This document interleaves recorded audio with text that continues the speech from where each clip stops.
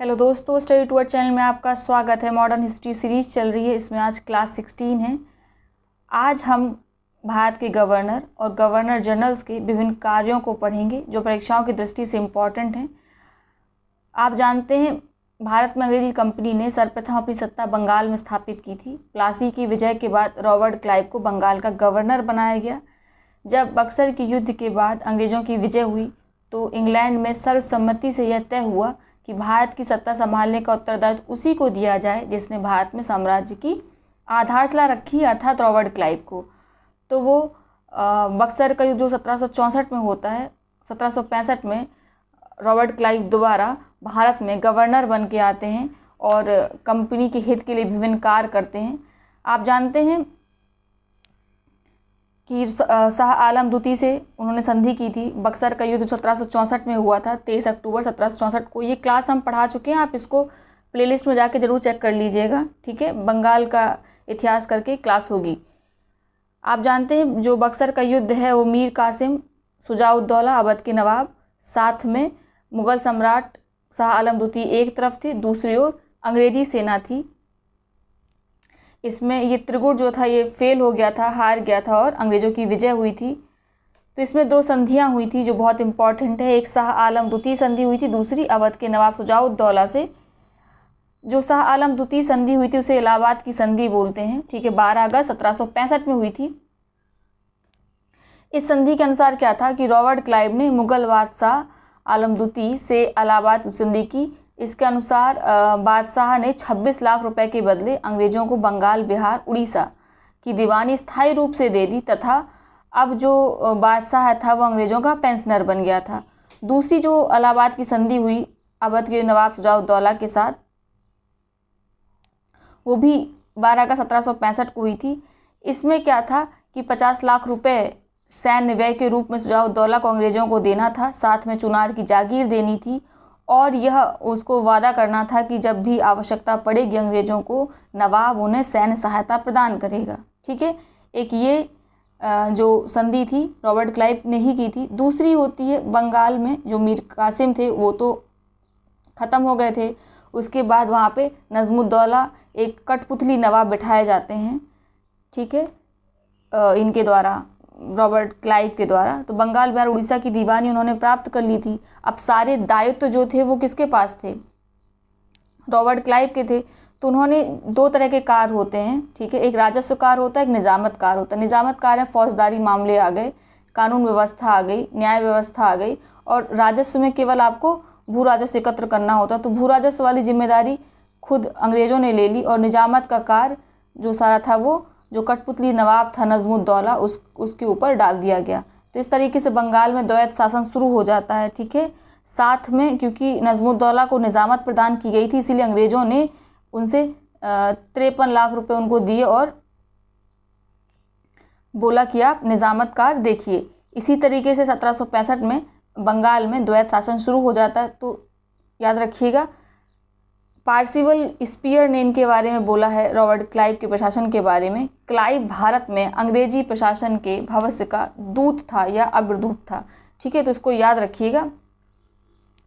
Robert Clive ने यहाँ का जब प्रशासन संभाला बंगाल का, तो उसने तमाम यहाँ पे देखा कि भ्रष्टाचार है, सैनिक असैनिक हर तरह का भ्रष्टाचार यहाँ पर व्याप्त है, इसलिए कि उसने कुछ सुधार भी किए।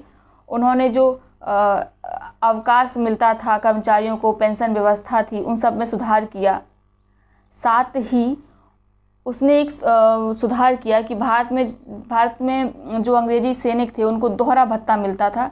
एक वेतन तो कंपनी देती थी, दूसरा वेतन वो जिन राज्यों में या जिन प्रोविंसेस में रेजिडेंसी में काम करते थे वहाँ के राजा भी उन्हें पेंशन देते थे।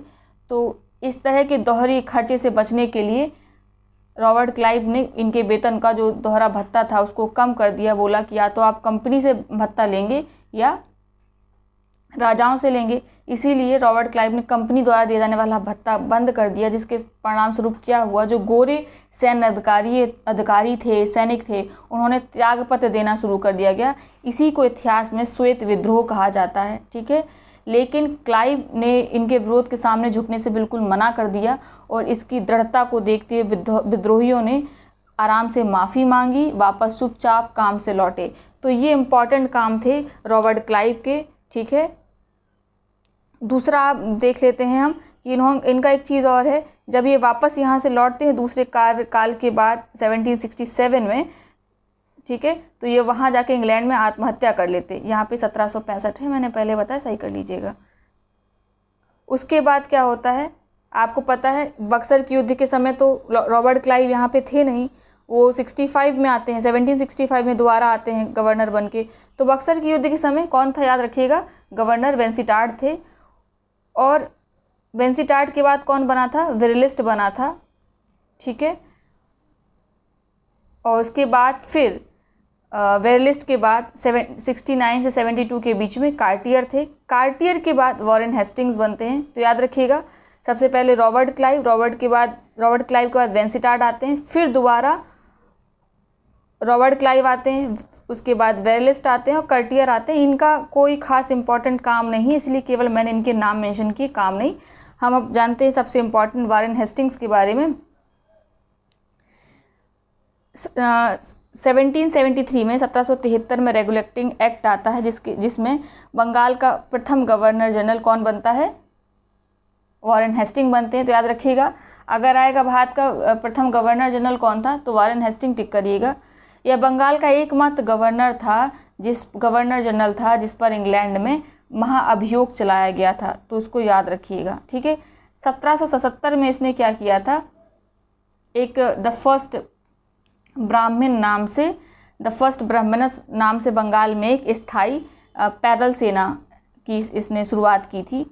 वॉरेन हेस्टिंग भारत का प्रथम गवर्नर था जिसने बंगाल में जो प्रचलित द्वैध शासन था उसको समाप्त कर दिया था। किस तरह समाप्त किया था, इसने क्या किया था, जो नवाब के पास निजामत के अधिकार थे बंगाल, बिहार, उड़ीसा का, अब उसे भी कंपनी देखने लगी थी, ठीक है। नवाब को इसने 16 लाख रुपए प्रतिवर्ष पेंशन देने का वादा किया, साथ में निजामत के अधिकार भी खुद ही ले ली। तो राजस्व के तो ऑलरेडी थे ही इनके पास, इन्होंने निजामत के भी ले लिए। इसी प्रकार से जो द्वैध शासन क्लाइव ने स्थापित किया था बंगाल में, उसको वॉरेन हेस्टिंग्स ने हटा दिया, ठीक है। उसके बाद 1773 में सुप्रीम कोर्ट की स्थापना की गई इन्हीं के समय पे, ठीक है। और जिसके न्यायाधीश कौन बनते हैं, एलिजा इम्पे बनते हैं। इन्होंने बहुत सारे सुधार किए हेस्टिंग ने न्याय व्यवस्था में, इसी कारण इसे भारत में निष्पक्ष न्याय का जन्मदाता कहा जाता है। याद रखिएगा, किसे भारत में निष्पक्ष न्याय का जन्मदाता कहा जाता है, तो वॉरेन हेस्टिंग्स को निष्पक्ष न्याय का जन्मदाता कहा जाता है। साथ ही 1772 में इन्होंने राजस्व बोर्ड की स्थापना की, इसको याद रखिएगा, 1772 में राजस्व बोर्ड की स्थापना की, जो खजाना मुर्शिदाबाद से कलकत्ता परिषद की देखरेख में इन्होंने स्थानांतरित कर दिया था। तो जो खजाना, सरकारी खजाना मुर्शिदाबाद में था, उसको ये कलकत्ता स्थानांतरित कर दिया था। इन्होंने लगान परिसर में एक नए अधिकारी की भी नियुक्ति की थी, जिसे मुख्य सरिस्तादार बोलते थे, और यह कार्य कानूनगों के कागजों को देखा करता था। तो इस तरह का पहला अधिकारी जेम्स ग्रांट था। मुख्य सरिस्तादार पहला कौन बनता है, जेम्स ग्रांट। बाद में इसने कई व्यापारिक सुधार भी किए। उसने अंग्रेजी व्यापारियों से भी कर लेना शुरू किया। वॉरेन हेस्टिंग्स ने लगभग 2.5% कर वसूलता था। साथ में जो दस्तक था, दस्तक मतलब फ्री पास, आपको व्यापार करने के लिए फ्री पासेस मिलते थे, इस पर कोई टैक्स नहीं लगता था, उसको उन्होंने समाप्त कर दिया। लेकिन नमक, पान और तंबाकू पर कंपनी का ही एक अधिकार था और अन्य भारतीय व्यापारी उस पर कार्य नहीं कर सकते थे या उस पर व्यापार नहीं कर सकते थे।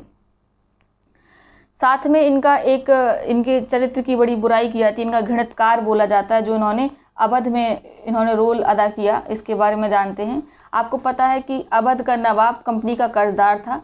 यह कर्ज सहायक संधि द्वारा जबरन नवाब के ऊपर रखी गई सेना का खर्च का भुगतान था। इनको ज़बरदस्ती इनके अवध में एक सेना रखी गई जिसका खर्च अवध के नवाब को देना था, किंतु वह उसका भुगतान नहीं कर पा रहा था, सेना खर्च नहीं चला पा रहा था, इसलिए उन्होंने अंग्रेजों से कर्ज लिया था जिसको वो नहीं चुका पाए। तो इस बात पर हेस्टिंग ने क्या किया, उस समय अवध का नवाब आसिफुद्दौला था, उस पर दबाव डाला।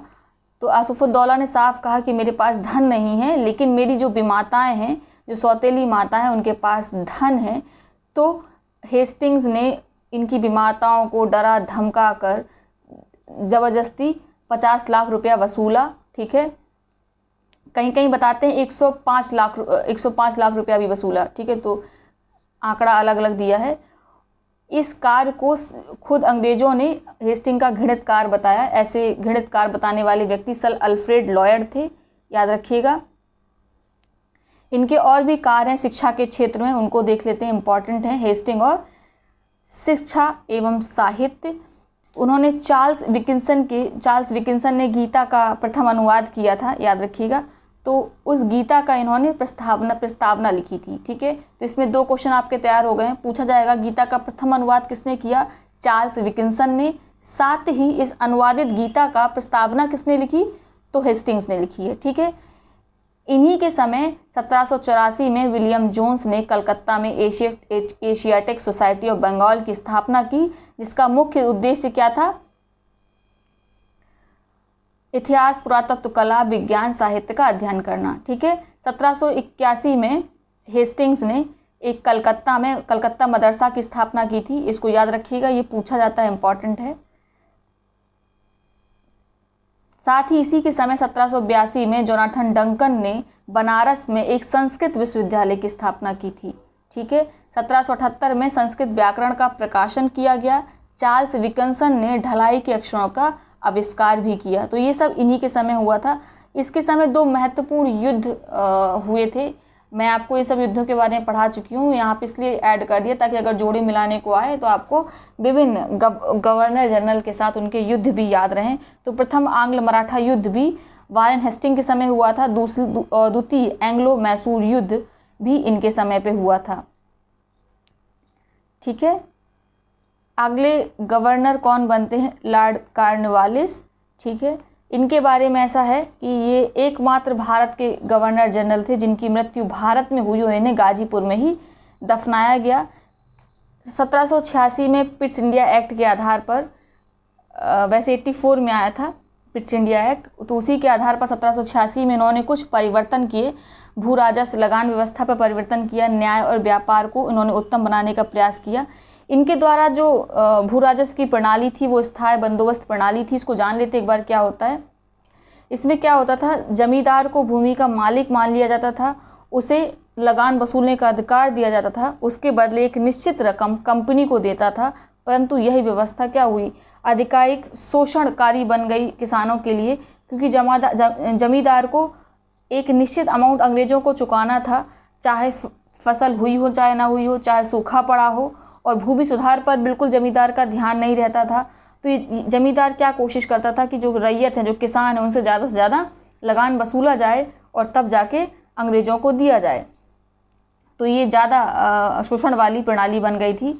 बाद में बात करते हैं इनके द्वारा किए गए पुलिस सुधार की। तो पुलिस सुधार में इसने भारतीय दरोगा, सिपाही वगैरह इसने नियुक्त किए विभिन्न थानों में। इसी कारण से पुलिस सेवा का जन्मदाता कहा जाता है, ठीक है। तो याद रखिएगा पुलिस सेवा का जन्मदाता कौन है? Lord Cornwallis. सिविल सेवा की बात करें तो कॉर्नवालिस भारत में सिविल सर्विसेज का जन्मदाता कहलाता है, परंतु फिर भी इसके पास करके अधिक से अधिक उप जिलाधिकारी पद तक ही भारतीय पहुँच पाते थे, ठीक है।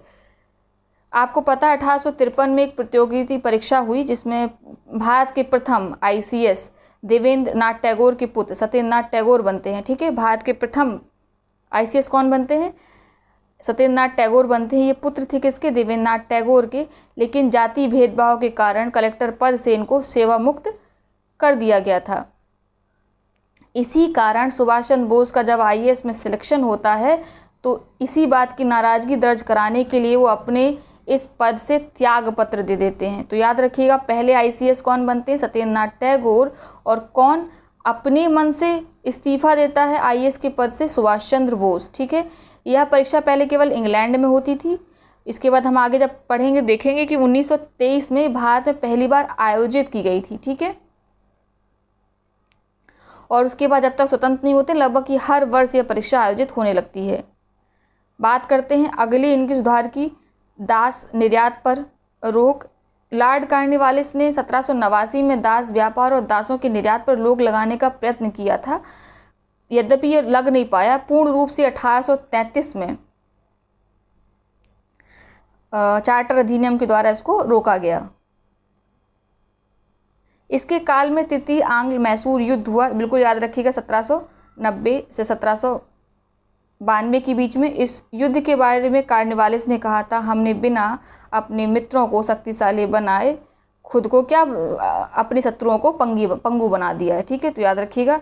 इसने इंग्लैंड की न्याय व्यवस्था, जो इंग्लैंड में न्याय व्यवस्था थी, उसको कोशिश किया कि भारत में भी उसको प्रचलित कराया जा सके। साथ ही यह व्यक्ति जो इसने भारत में एक नए पद का सृजन किया, जिला न्यायाधीश के पद का सृजन, इसको भी याद रखिएगा। चलते हैं अगले गवर्नर की तरफ, सर जॉन सोर। ये 1793 से 1798 तक रहते हैं। इनका सबसे इम्पॉर्टेंट जो प्रश्न पूछा जाता है, इनकी एक नीति थी पॉलिसी ऑफ नॉन इंटरवीन या नॉन इंटरवेंशन, हस्तक्षेप की नीति। तो सर जॉन सोर की इस नीति का मतलब ये था कि इन्होंने मराठों के विरुद्ध कोई एक्शन नहीं ली। हैदराबाद के निज़ाम से इन्होंने मित्रता रखी। राजपूतों के राज्यों से इन्होंने अपनी सेना हटा ली थी। ठीक है, किसी को ना इन्होंने शत्रु बनाया, ना किसी को मित्र बनाया। ठीक है, इनका उद्देश्य क्या था कि हमें साम्राज्य विस्तार नहीं करना है बल्कि व्यापार करना है। तो सर जॉन सोर याद रखिएगा, इन्होंने हस्तक्षेप की नीति अपनाई। ये प्रश्न डायरेक्ट एज इट इज़ पूछा जाता है। लॉर्ड वेलेस्ली 1798 से 1805 तक। ठीक है, आपको पता है सर जॉन सोर की, जिनकी हमने भी बात की, हस्तक्षेप नीति के कारण भारत में मराठों और फ्रांसीसियों का प्रभुत्व बढ़ गया था। विश्व के रंगमंच पर उस समय नेपोलियन का भी उत्कर्ष हो रहा था। ऐसे में 37 वर्ष के जो लॉर्ड वेलेस्ली हैं वो भारत आते हैं, तो दूसरा तरीका अपनाते हैं। वो विभिन्न राज्यों को हथियाने का लेके आते हैं, क्या, सहायक संधि। तो याद रखिएगा, सहायक संधि कौन लेके आया? औपचारिक रूप से लॉर्ड वेलेस्ली। आपको पता है वैसे 1765 में फ्रांसीसी गवर्नर डुप्ले ने हैदराबाद की रियासत में इसका प्रारंभ कर दिया था, परंतु औपचारिक रूप से भारत में इस प्रणाली को विकसित करने का श्रेय लॉर्ड वेलेस्ली को ही जाता है। यह प्रणाली भारत के राज्यों के लिए मीठा जहर साबित हुई, जो उन्हें दिन प्रतिदिन निष्क्रिय और असह्य बनाती गई। क्या थी यह प्रणाली? इसमें अंग्रेजी सेना को भारतीय खर्चे पर, जो भारत के राजा थे उनके राज्य में रखा जाता था। उनका खर्चा कौन देता था? भारतीय राजा ही देते थे। साथ में वो काम किसके करने पे करती थी सेना? अंग्रेजों के कहने पे। तो सीधी सी बात क्या है कि जो राजाओं की विदेश नीति थी वो अंग्रेजों के हाथों में थी, और अपनी अंग्रेजी सेना भी वहाँ रख देते थे। तो ऐसा नरेशों से कहा जाता था कि यह सेना आपकी क्या करेगी? शत्रुओं से रक्षा करेगी, लेकिन इसका एक बड़ा कार्य ये था कि वो राज्य में जो आंतरिक मामले हैं उसमें दखल देती थी।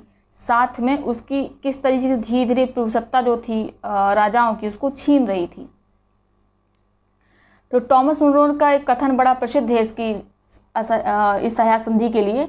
सहायक संधि के बारे में उन्होंने कहा था, रियासतों ने अपनी स्वतंत्रता प्रभुसत्ता को बेचकर सुरक्षा मोल ले ली है। ठीक है, तो कौन कौन से प्रोविंसेस इनके समय पे हस्तगत हुए, कौन कौन से राज? तो याद रखिएगा इसके द्वारा, सहायक संधि के द्वारा। तो सबसे पहले सहायक संधि स्वीकार की थी हैदराबाद ने 1798 में। उसके बाद मैसूर, फिर तंजौर, फिर अवध, फिर पेशवा, फिर भोसले, फिर सिंधिया। इसको याद करने के लिए मैंने एक शॉर्ट ट्रिक निकाली है, आपको जो लगे अच्छी आप बना लीजिएगा। HMT, H से हैदराबाद, M से मैसूर, तंजौर, फिर APBS, अवध, पेशवा, भोसले और सिंधिया। तो HMT तो बहुत आसान है याद करना, बाकी आप जो APBS मैंने बनाया इसको आप अपने अकॉर्डिंग सेट कर लीजिएगा। इनके समय पे चतुर्थ आंग्ल मैसूर युद्ध होता है, जिसमें टीपू मारे जाते हैं 1799। ठीक है, द्वितीय आंग्ल मराठा युद्ध होता है, जिसका रिजल्ट क्या होता है? 1802 में बसीन की संधि होती है। साथ ही में फोर्ट विलियम कॉलेज जो 1800 में बनता है, लॉर्ड वेलेस्ली ने कलकत्ता में फोर्ट विलियम कॉलेज की स्थापना की। इसको याद कर लीजिएगा, बहुत इंपॉर्टेंट है। बात करते हैं अगले गवर्नर के बारे में, लॉर्ड मिंटो के बारे में। ये 1807 से 1813 के बीच में आते हैं। इनका एक ही इम्पॉर्टेंट काम है कि इन्होंने रणजीत सिंह से अमृतसर की संधि की थी 1809 में, तो इसको बिल्कुल रट लीजिए। और इसमें अमृतसर की संधि में मध्यस्थता किसने की थी? चार्ल्स मेटकॉफ ने।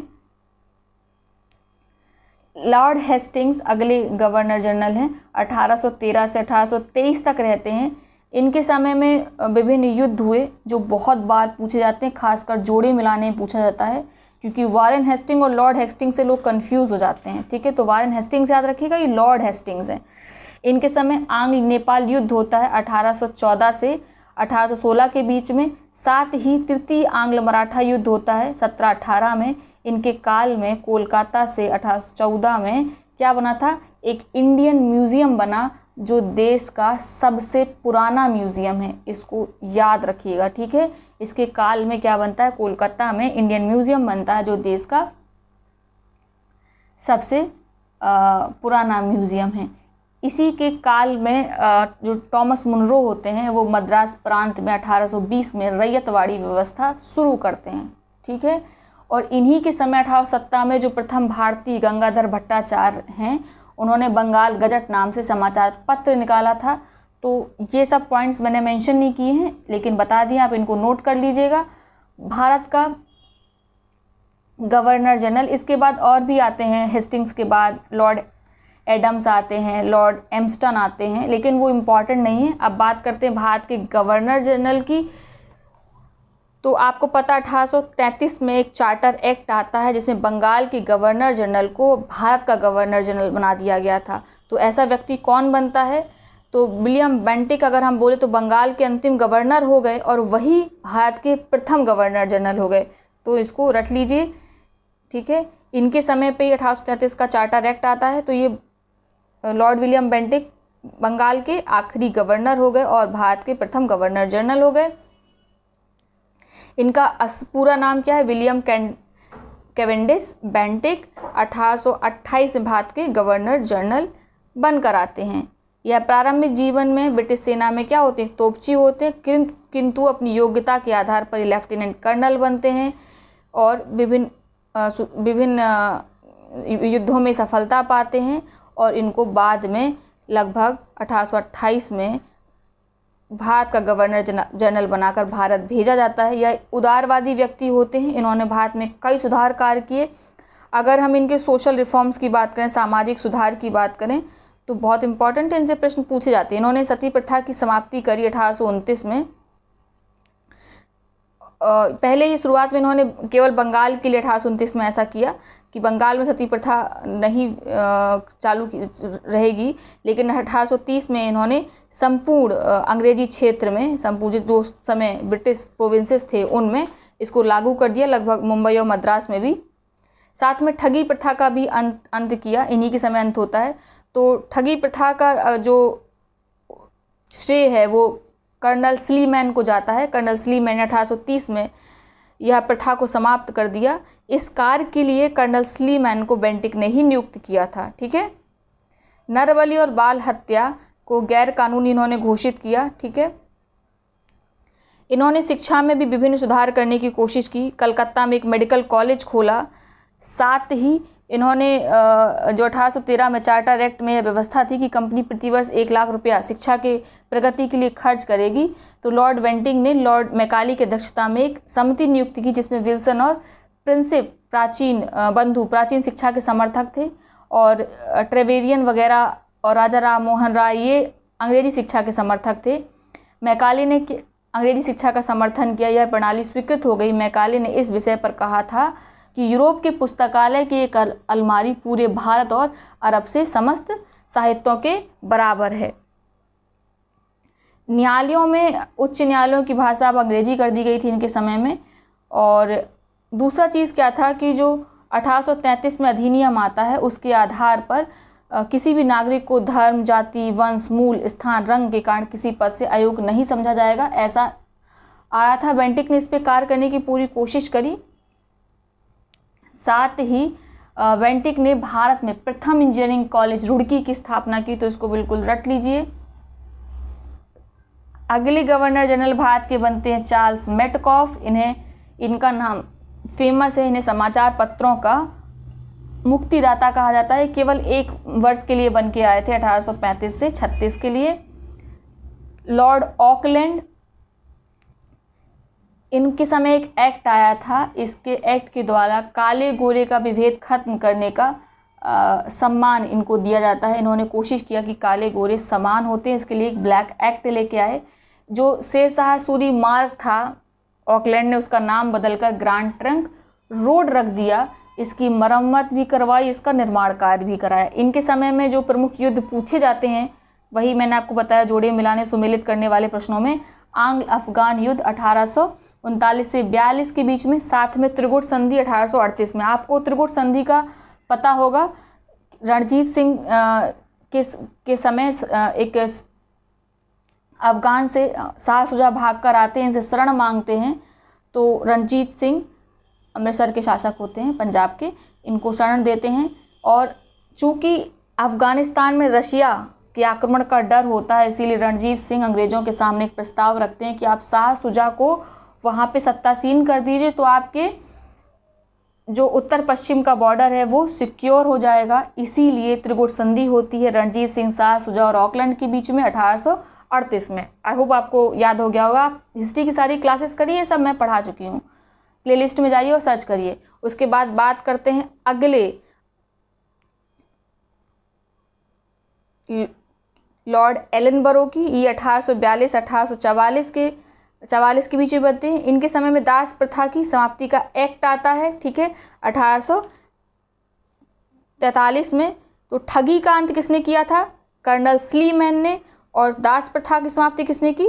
लॉर्ड एलनबरो ने 1843 में। ये दोनों ही प्रश्न पूछे जाते हैं, तो इसको अच्छे से याद रखिएगा।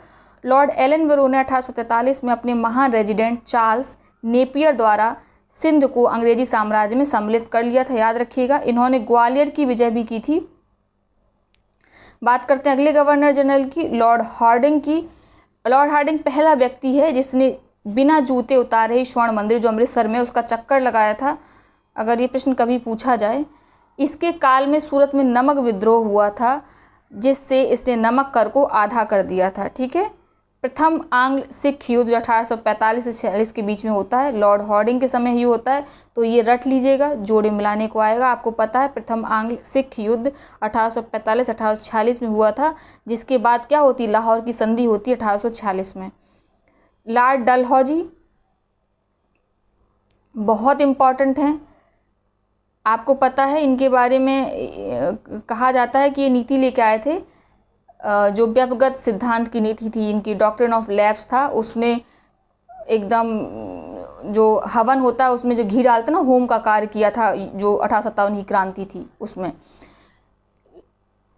यदि कोई व्यक्ति गंगा के मुहाने पर अंग्रेज झंडे का अपमान करता है तो वह वैसा ही है जैसा कि कोई टेम्स की नदी के मुहाने पे करता है, ऐसा डलहौजी ने कहा था कि हमें क्या करनी है, कड़ी एक्शन लेनी है अगर कोई विद्रोही दिख जाता है, कोई अंग्रेजी सत्ता के खिलाफ खड़ा दिख जाता है, ठीक है।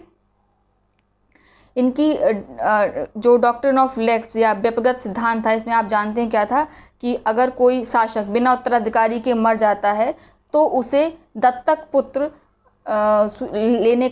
पुत्र को शासक बनाने का अधिकार नहीं था, वैध उत्तराधिकारी उसको नहीं माना जाता था, वह राज अंग्रेजी शासन में विलय कर लिया जाता था। इस तरह से पहला इन्होंने जो विलय किया, सतारा किया। सतारा के राजा अप्पा साहेब होते हैं, ये निसंतान ही मर जाते हैं। इनकी जो वैध उत्तराधिकारी के अभाव में क्या होता है, सबसे पहले अंग्रेजी साम्राज्य में सतारा को मिला लिया जाता है। उसके बाद फिर जैतपुर, संभल, बगहाट, ठीक है, उदयपुर, झांसी, नागपुर और अवध का विलय कर लिया जाता है, ठीक है।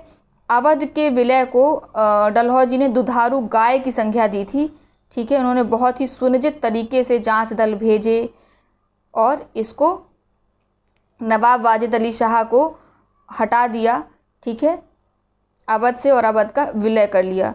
साथ में याद रखिएगा इनके समय पे कौन कौन से युद्ध हुए। द्वितीय आंग्ल सिख युद्ध होता 1839 में, जिसमें क्या होता है, पंजाब का विलय कर लिया जाता है। आपको पता होगा जो अल्पायु शासक दलीप सिंह होते हैं, इनको हटा दिया जाता है पंजाब से और उनको लंदन पढ़ने के लिए भेज दिया जाता है। उसके बाद सिक्किम का विलय होता 1805 में। उसके बाद फिर वर्मा का भी विजय करते हैं ये। और एक इनका इम्पॉर्टेंट काम ये है, उपाधियों का इन्होंने अंत किया था, ये मैंने मेंशन किया, हाँ किया है, उपाधियों का इन्होंने अंत किया था। डलहौजी ने भारत के जो संरक्षित और स्वतंत्र राज्यों के विलय हेतु उपाधियों के अंत करने की नीति अपनाई।